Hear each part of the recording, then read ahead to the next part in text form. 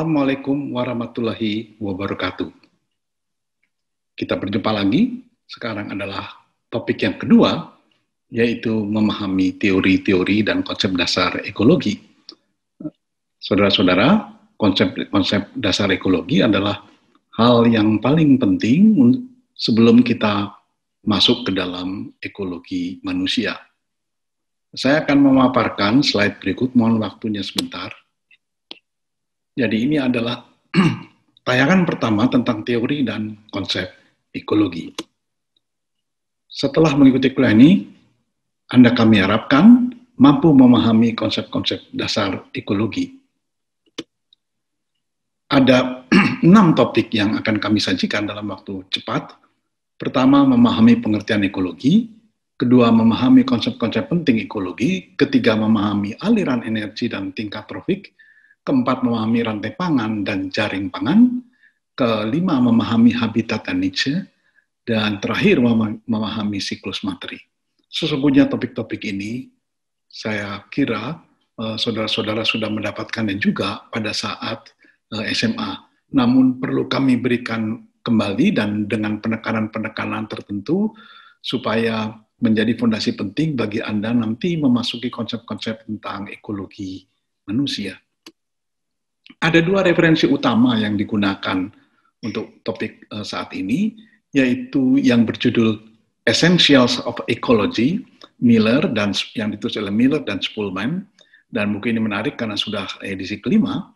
Kemudian Gerard Martin yang topiknya atau judulnya adalah tentang ekologi manusia. Kuliah saat ini akan banyak diisi oleh materi-materi yang ditulis oleh Miller dan Spulman. Jadi barangkali masih ingat, ekologi yang diperkenalkan oleh Ernst Haeckel tahun 1866 yang lalu, seorang biolog Jerman, itu terdiri dari dua suku kata, yaitu rumah tangga atau oikos, dan studi yang dalam bahasa Yunani itu adalah logos. Dan Miller kemudian mengungkapkan bahwa ekologi adalah the study of how organisms interact with their living or biotic environment of other organisms and with their non-living environment of soil, water, other forms of matter, and energy. It is a study of connection in nature. Ecology also a study of interdependencies in nature. Jadi dari pengertian dasar ini nanti kita lihat bahkan dalam kuliah-kuliah selanjutnya, begitu Anda melewati semester ini, banyak hal yang berkaitan dengan keterkaitan dan ketergantungan itu diambil dari konsep-konsep dasar ekologi. Awalnya banyak dipengaruhi ekologi ini oleh konsep-konsep biologi, rantai makanan, jaring pangan, suksesi biologi, namun kemudian menjadi diperkaya setelah munculnya konsep ekosistem. Mari kita lihat definisi ekologi yang sederhana, dan kami harapkan konsep dasar yang digambar ini mudah-mudahan segera terpatri di benak Anda masing-masing, yang tadi berupa teks, sekarang berupa gambar skematik. Jadi sebelah kiri adalah organisme atau makhluk hidup, yang sebelah kanan adalah yang biotik maupun yang abiotik, dan semuanya saling berinteraksi. Dalam konteks organismenya apa saja, maka yang sebelah kanan itu adalah lingkungan hidup organisme. Jadi kalau kita mempelajari organisme harimau, maka kita harus mempelajari lingkungan hidupnya harimau, jadi organisme kita ganti harimau, maka sesungguhnya kita mempelajari ekologi harimau. Kita mempelajari unsur-unsur biotik yang dimangsa oleh harimau, dan kita juga mempelajari unsur-unsur hidup yang tak hidup, unsur-unsur yang tak hidup, yang abiotik, yang diperlukan oleh harimau untuk tetap survive. Nah, jadi Anda bisa mengganti organisme yang warnanya merah itu di blok warna merah, apakah itu paus, apakah itu hiu, apakah itu semut, laba-laba, dan sebagainya. Sehingga Anda tinggal imbuhkan kata kedua setelah ekologi. Jadi ini adalah definisi generik. Selanjutnya, ketika makhluk hidup yang akan kita kaji sekarang ini dan seterusnya selama 1 semester adalah manusia dan kebudayaannya yang berinteraksi dengan unsur-unsur yang biotik maupun yang abiotik, maka kita mempelajari yang namanya ekologi manusia. Nah, ini kata kunci dasarnya. Kemudian, disinilah yang menjadi ajang kita dalam satu semester, bagaimana interaksi manusia dan kebudayaannya, teknologi, ilmu pengetahuan, dan seni, budaya, dan sebagainya, berinteraksi dengan unsur-unsur yang hidup, vegetasi, satwa, maupun tak hidup, air, tanah, udara, matahari. Dan ketika itu, maka kita sebutkan dia sebagai ekologi manusia. Nah, kembali kepada konsep-konsep penting ekologi yang menjadi pokok topik dalam kuliah hari ini. Apa saja konsep-konsep penting yang akan kami sampaikan pada Anda? Konsep-konsep itu antara adalah tentang organisme, tentang lingkungan hidup organisme. Tadi kita sudah secara cepat membahas bagaimana organisme dan lingkungan hidup organisme. Kemudian kita lihat pada tataran yang lebih tinggi, adanya konsep ekosistem. Dalam konsep ekosistem itu kita akan lihat nanti ada rantai makanan atau food chain, ada jaring makanan atau jaringan pangan atau rantai pangan, food chain dan food web gitu ya. Dan baik food chain maupun food web itu mengandung di dalamnya ada pertukaran materi, energi, dan informasi, baik pada tataran produser, tataran herbivora, karnivora, dan dekomposer yang satu sama lain berada dalam satu ekosistem.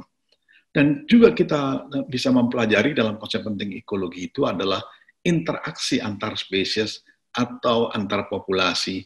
Ada yang sifatnya koeksistensi, ada yang sifatnya balance, ada yang sifatnya negatif. Jadi negatif artinya satu spesies populasinya menjadi melimpah, sementara spesies lain turun. Nah, itu banyak kita lihat dalam kasus-kasus alliance species, jadi spesies yang dimasukkan oleh orang luar ke dalam ekosistem yang lain yang bukan ekosistem aslinya, dan biasanya kemudian mendominasi populasinya dibanding spesies asli di tempat tersebut.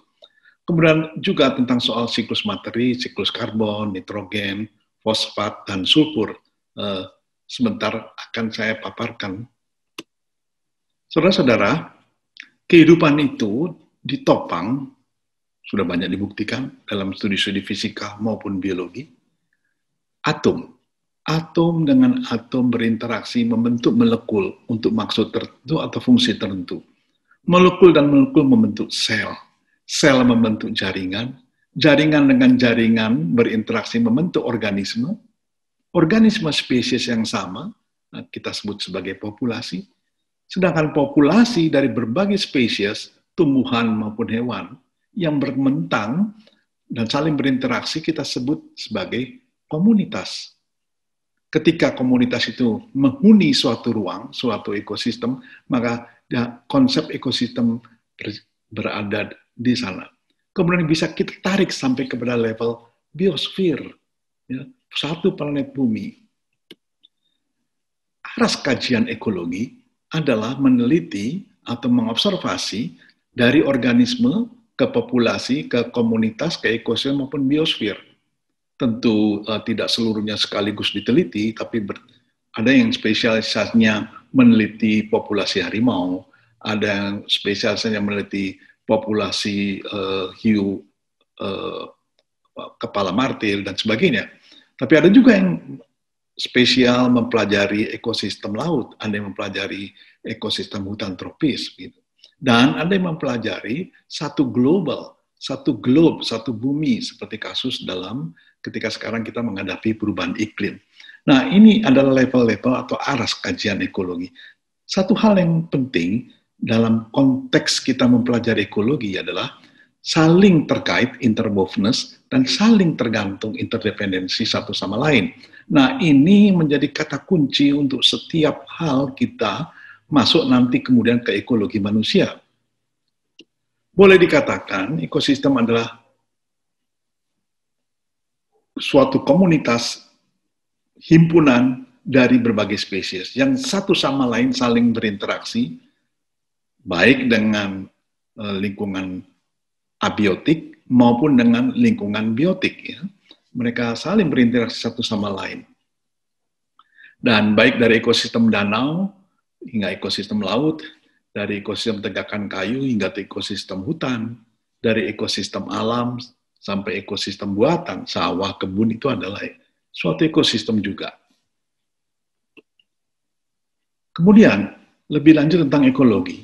Jadi, mempelajari ekologi adalah mempelajari komunitas dan mempelajari jaringan. Komunitas adalah kumpulan berbagai organisme yang satu sama lain saling terikat secara fungsional melalui jalinan hubungan timbal balik. Adapun konsep jaringan itu adalah konsep keterjalinan dan saling tergantungan antar satuan-satuan kehidupan yang bagaimana tadi setelah saya utarakan.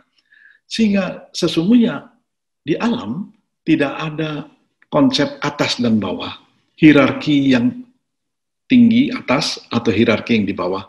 Kalau Anda lihat film The Lion King, maka seolah itu singa adalah hierarki paling tinggi pada dasarnya karena sesungguhnya tidak ada atas dan bawah. Yang ada adalah jaringan yang berkedudukan di dalam jaringan yang lebih besar. Jadi ekologi ada jaringan. Memahami ekosistem berarti akan memahami pula jaringan-jaringan yang terbentuk. Nah, sekarang kita menukik ke dalam ekosistem. Ekosistem senantiasa mempunyai komponen abiotik dan biotik. Perhatikan di gambar sebelah kiri, komponen-komponen abiotik dan biotik. Komponen abiotiknya sebagai contoh adalah mineral, unsur hara mineral. Dan kemudian unsur hara tersebut diantaranya diserap oleh tanaman, yang atau disebut sebagai produser. Kemudian tanaman mengeluarkan oksigen, dan oksigen yang ke udara, itu kemudian tanaman juga menyerap karbon dioksida. Ada proses presipitasi. Ini adalah proses-proses abiotik dengan air yang diserap di bawahnya. Sementara ada komponen biotik. Ya, ada serigala di sana yang sedang berburu kelinci misalnya. Nah, ini proses-proses ini adalah proses-proses di mana dalam satu ekosistem ada abiotik dan ada biotik. Kalau kita lihat di sebelah kanan, ada kolam kecil atau danau kecil maksudnya, dengan berbagai macam satwa di sana. Yang kita lihat ada bakteri decomposer. Persis seperti di sebelah kiri ada decomposer, tapi ini di danau. Kemudian bakteri ini menjadi dikonsumsi oleh konsumen primer atau keong, begitu ya.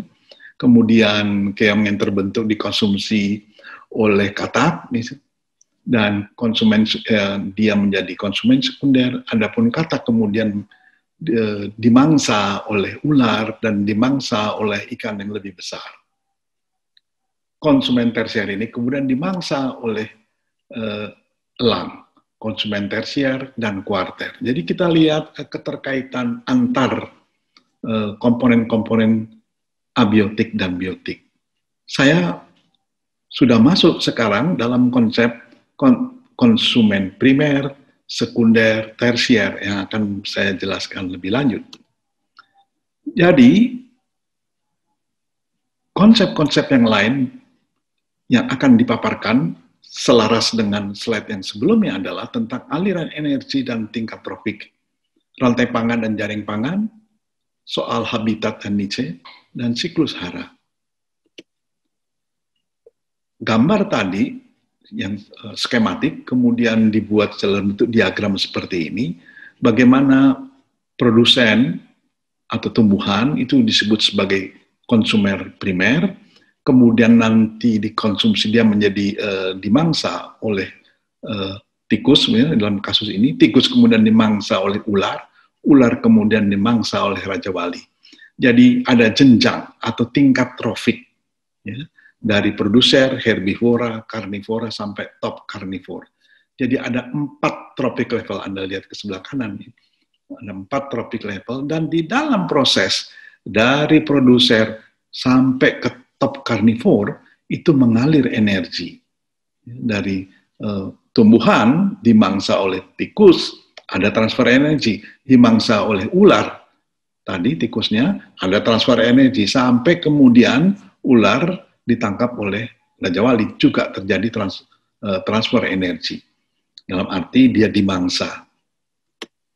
Dan kalau lebih spesifik lagi kita buat skematik, kalau tadi berupa gambar sederhana, kita bisa lihat peta rantai pangan dan jaringan pangan, food chains dan food webs.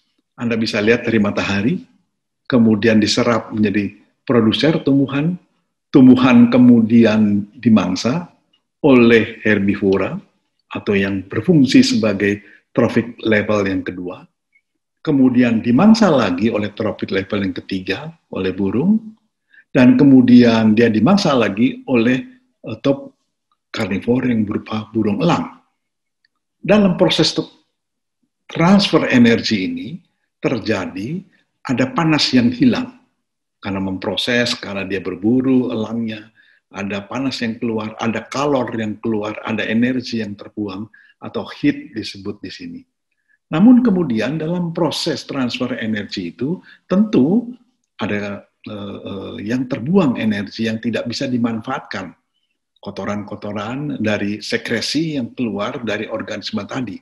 Sekresi itu Anda lihat kemudian ke bawah dan kemudian menjadi dimanfaatkan oleh bakteri decomposer atau detritus ya, yang memanfaatkan sisa-sisa tadi yang tidak bisa dimanfaatkan lagi oleh second trophic level, third trophic level maupun fourth trophic level. Dan kemudian ketika dia didekomposisikan, maka tanaman siap memanfaatkan lagi dan berputarlah lagi kehidupan. Jadi saudara-saudara, kita bisa melihat bagaimana melalui konsep rantai pangan dalam satu aliran yang linier, kita bisa lihat bagaimana kehidupan itu terbentuk. Akan hadir Raja Wali atau Raja Wali bisa eksis karena hadirnya third trophic level. Third trophic level bisa populasinya berkembang ketika ada second trophic level dan seterusnya.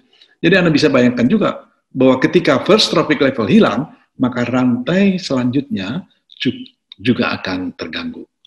Sekarang bagaimana kalau yang kita pelajari adalah food webs atau jaringan pangan. Ya. Ini kasus jaringan pangan di Antartika. Anda lihat paling bawah fitoplankton. Fitoplankton artinya plankton tumbuhan. Plankton tumbuhan itu kemudian dikonsumsi oleh karnivorus plankton atau plankton karnivor. Dia dimangsa oleh plankton karnivor. Plankton karnivora itu kemudian dikonsumsi oleh ikan. Ikan kemudian dikonsumsi atau menjadi konsumsi dan bagi penguin raja. Penguin raja kemudian menjadi mangsa bagi seal. Seal kemudian dimangsa oleh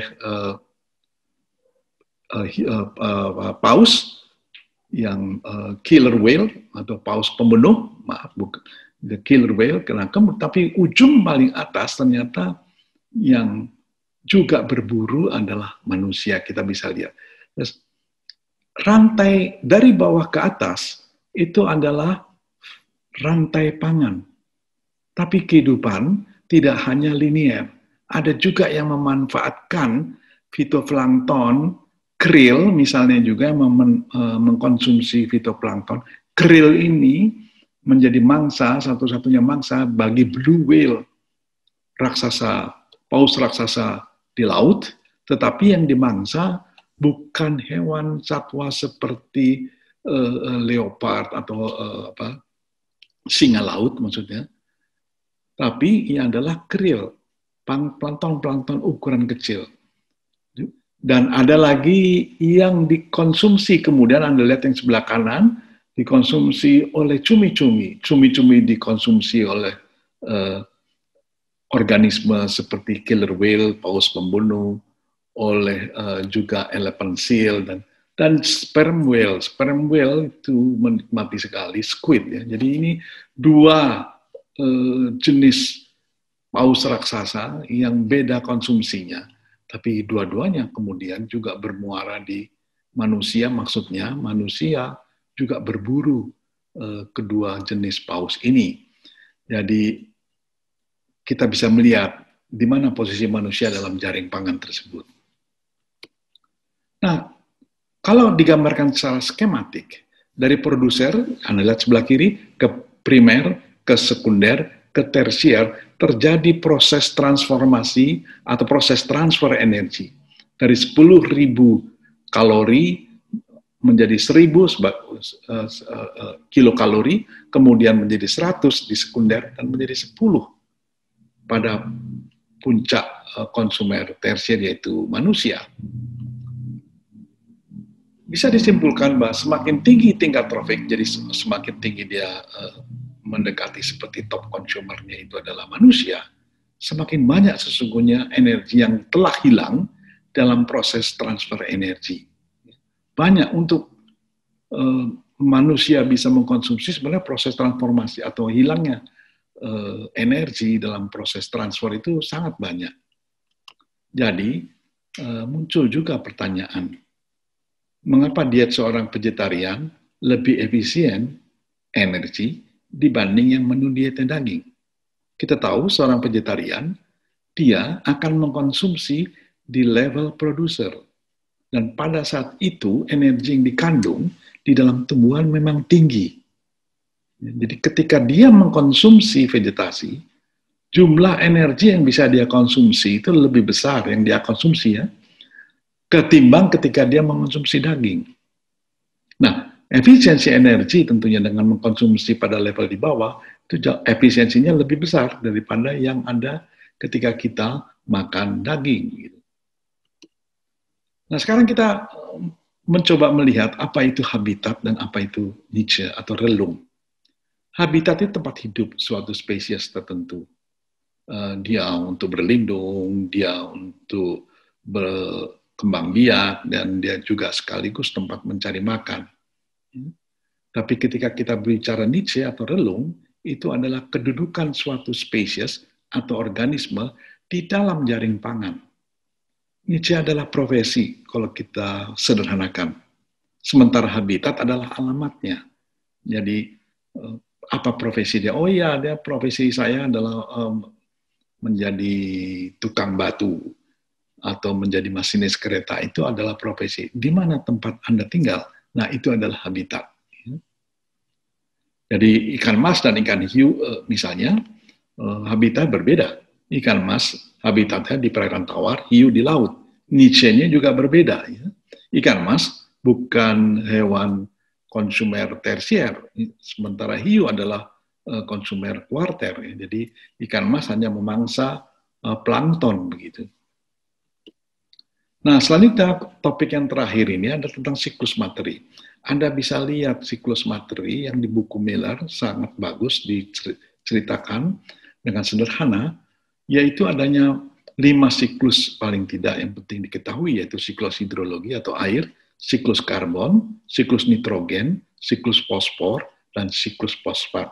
Saya tidak akan menjelaskan semuanya, Anda membaca di buku itu, saya hanya jelaskan satu saja, yaitu siklus karbon. Inilah yang kemudian kita lihat begitu terganggunya siklus karbon, yang sudah tidak alami lagi, sehingga menjadi agent dari perubahan iklim.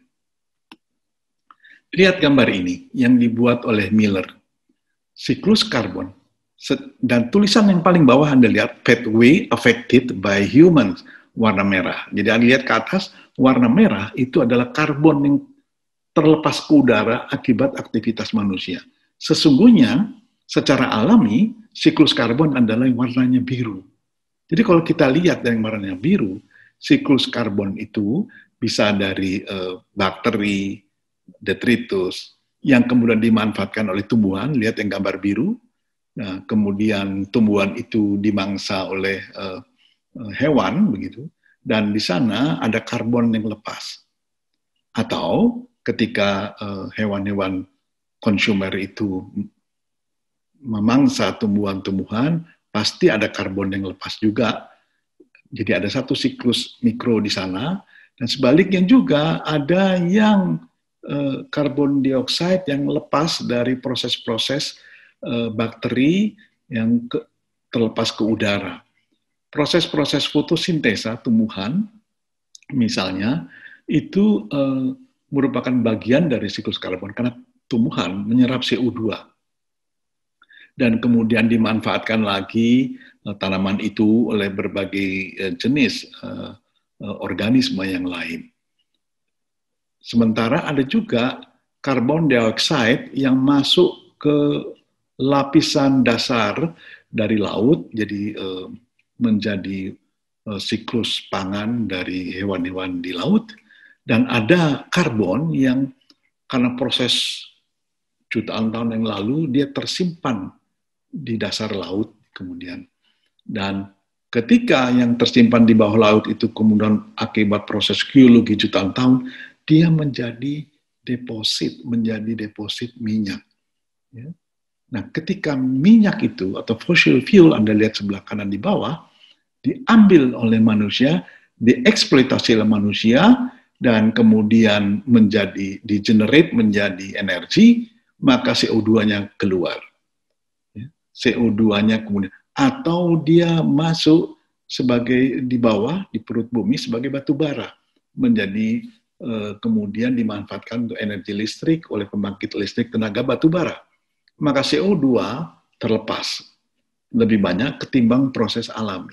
Demikian juga kita bisa lihat kebakaran hutan dan lahan, Anda lihat di sebelah kiri, kebakaran hutan dan lahan atau deforestasi dan bahkan juga transportasi itu melepaskan banyak sekali CO2.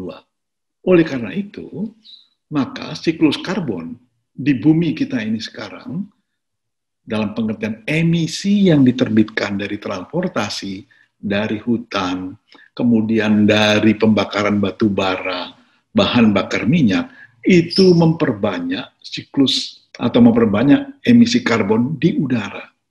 Maka akibatnya, sekarang dunia sedang ramai karena terjadi perubahan iklim. Dengan ada perubahan iklim, maka kita sekarang merasa mengapa panas sekali pada siang hari. Ya. Selimut CO2 rupanya sudah cukup tebal menyelimuti biosfer kita.